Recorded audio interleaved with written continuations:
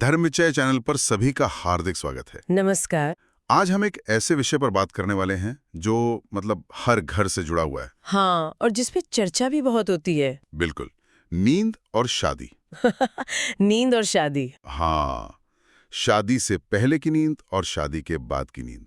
शादी से पहले शहनाई के सपने आते हैं और शादी के बाद फूफा जी की शिकायतों से नींद उड़ जाती है। ये तो आपने एकदम सही बात कही। तो इसी मजेदार नोट पर आज की गंभीर चर्चा शुरू करते हैं। हाँ, तो आज का हमारा मुख्य विषय है शादी के लिए सही जगह क्या है। एक बहुत बड़ा सवाल। एक तरफ है वो चकाचौंध वाले बैंक्वेट हॉल और 5 स्टार होटल, और दूसरी तरफ है शांत और पवित्र मंदिर। और एक दिलचस्प बात बताऊं? बताइए। भगवान का घर यानी मंदिर सदियों से सबसे अच्छा डेस्टिनेशन वेडिंग का स्थान रहा है। वाह, ये तो सोचने का एक बिल्कुल नया नजरिया है। बिल्कुल। तो आज की ये जो चर्चा है ये बहुत दिलचस्प होने वाली है, और अगर श्रोताओं को ये विषय मजेदार लग रहा है तो हमारे साथ अंत तक जरूर बने रहिएगा। और हाँ, हमारे चैनल को लाइक और सब्सक्राइब करना बिल्कुल न भूलें। इससे हमें ऐसी और भी ज्ञानवर्धक चर्चाएं आप तक पहुंचाने की प्रेरणा मिलती है। चलिए तो फिर शुरू करते हैं। बिल्कुल। तो सबसे पहले इतिहास में चलते हैं। मेरा एक सवाल है, क्या हमारे पूर्वजों के लिए शादी एक तरह का इवेंट मैनेजमेंट था जैसा आज हो गया है? नहीं। या फिर वो कोई गहरा आध्यात्मिक जुड़ाव था? ये बहुत अच्छा सवाल है। देखिए, प्राचीन भारत में विवाह एक आध्यात्मिक संस्कार था, एक यज्ञ था। यज्ञ? हाँ, ऋग्वेद का जो सूर्य सूक्त है वो इसका बहुत सुंदर उदाहरण है। उसमें बताया गया है कि विवाह देवताओं की उपस्थिति में होता है, मतलब देवता खुद बाराती बनकर आते थे। वाह, तो मतलब शादी का मुख्य उद्देश्य मेहमानों को नहीं बल्कि देवताओं को प्रसन्न करना था। एकदम सही। और इसी विचार के केंद्र में थे मंदिर। अच्छा। बाहरी आक्रमणों से पहले मंदिर सिर्फ पूजा की जगह नहीं थे, वो तो हमारे समाज के कम्युनिटी हब हुआ करते थे। कम्युनिटी हब मतलब सामाजिक केंद्र? हाँ, जहाँ शिक्षा, कला और सारे सामाजिक समारोह होते थे।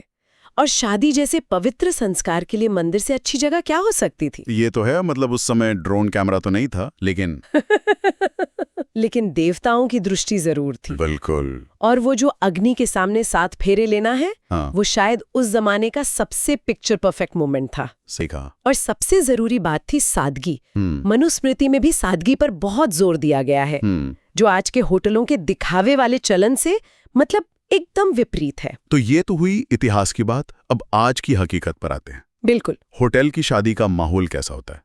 आपने, मैंने, हम सब ने देखा है। हाँ, जमीनी हकीकत तो यही है कि होटल की शादियों में ज्यादातर मेहमानों का ध्यान किस पर होता है? खाने पर। बिल्कुल। और मैं तो मजाक में कहता हूँ कि अगर स्टार्टर्स में पनीर टिक्का खत्म हो गया तो समझो शादी फ्लॉप। बस, शादी ही फ्लॉप हो गई। पंडित जी के मंत्रों का अर्थ कोई नहीं पूछेगा, पर पनीर टिक्का क्यों खत्म हुआ इस पर पूरी पंचायत बैठ जाएगी। ये तो सच है। इसके ठीक उलट मंदिर का अनुभव कैसा होता है? जमीन आसमान का फर्क है।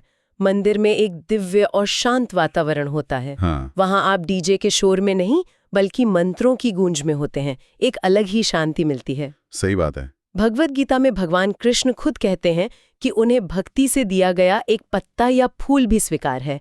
उन्हें करोड़ों की सजावट नहीं चाहिए, उनको तो सिर्फ श्रद्धा चाहिए। बस श्रद्धा और समर्पण। अब आते हैं सबसे बड़े फायदे पर, जो शायद आज के समय में बहुत मायने रखता है, पैसा। हाँ, ये बहुत ही व्यावहारिक पहलू है। होटल का जो वेन्यू रेंटल होता है वो ही लाखों में होता है। बिल्कुल। और उसके ऊपर केटरिंग, डेकोरेशन, बजट तो बस बढ़ता ही चला जाता है। और इसके मुकाबले मंदिर में आयोजन बहुत ही किफायती हो सकता है।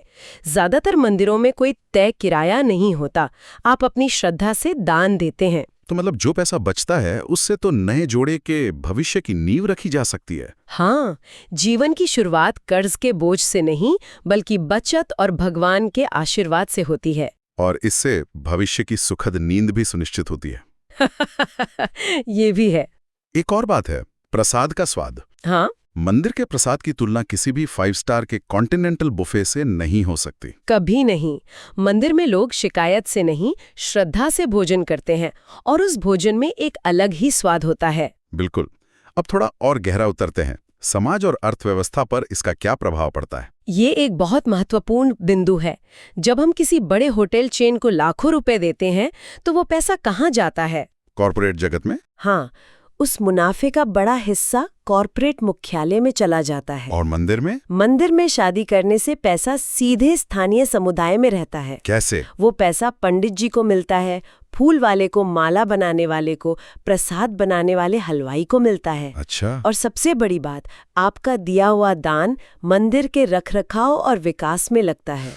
तो ये तो लोकल के लिए वोकल होने का सबसे अच्छा और धार्मिक तरीका है। बिल्कुल, आप सीधे सीधे अपने धर्म और अपने समुदाय को मजबूत कर रहे हैं। इस एक कदम से हमारे सनातन धर्म के केंद्र यानी मंदिर फिर से जीवंत हो सकते हैं। हाँ, वो आर्थिक रूप से आत्मनिर्भर बन सकते हैं। इसका एक और सामाजिक संदेश भी तो है। क्या? हमारे देश में लोक लाज के चक्कर में, मतलब सामाजिक दबाव में, लोग अपनी क्षमता से ज्यादा खर्च करते हैं शादियों पर। हाँ, ये बहुत बड़ी समस्या है।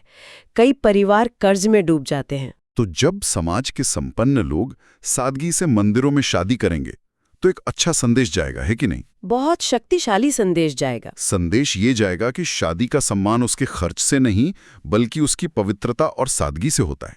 और इससे उन गरीब परिवारों पर से लोकलाज का बोझ कम होगा जो दिखावे के लिए कर्ज लेते हैं। तो अब इस पूरी चर्चा का सार क्या है? सार यही है कि शादी की शुरुआत अगर मंदिर की शांति और देवताओं के आशीर्वाद से हो तो जीवन की आगे की राह मतलब आसान हो जाती है। और यही तो हमारे चैनल का उद्देश्य भी है। हाँ, अपनी जड़ों की ओर लौटना। बिल्कुल।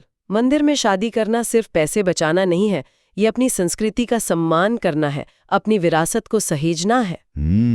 शतपथ ब्राह्मण में एक बहुत सुंदर बात कही गई है। बताइए। कि विवाह दो आत्माओं का वो मिलन है जो ब्रह्मांड के साथ गूंजता है। वाह, कितना गहरा विचार है। तो ऐसे पवित्र मिलन के लिए एक व्यावसायिक जगह ज्यादा सही है या एक आध्यात्मिक स्थान? ये सवाल तो हर किसी को खुद से पूछना चाहिए। बिल्कुल। तो श्रोताओं के लिए एक अंतिम विचार यही है कि अगली बार जब भी परिवार में किसी शादी का वेन्यू तय हो रहा हो तो 5 स्टार होटल से पहले एक बार अपने पास के किसी सुंदर मंदिर के बारे में जरूर सोचें।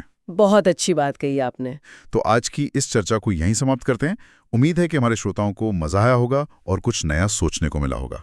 और अगर आपको हमारी ये बातचीत पसंद आई हो तो कमेंट करके अपने विचार हमें जरूर बताइएगा। और चैनल को लाइक और सब्सक्राइब करना तो बिल्कुल मत भूलिएगा। हमें आपके समर्थन की आवश्यकता है। नमस्कार। जय श्री राम।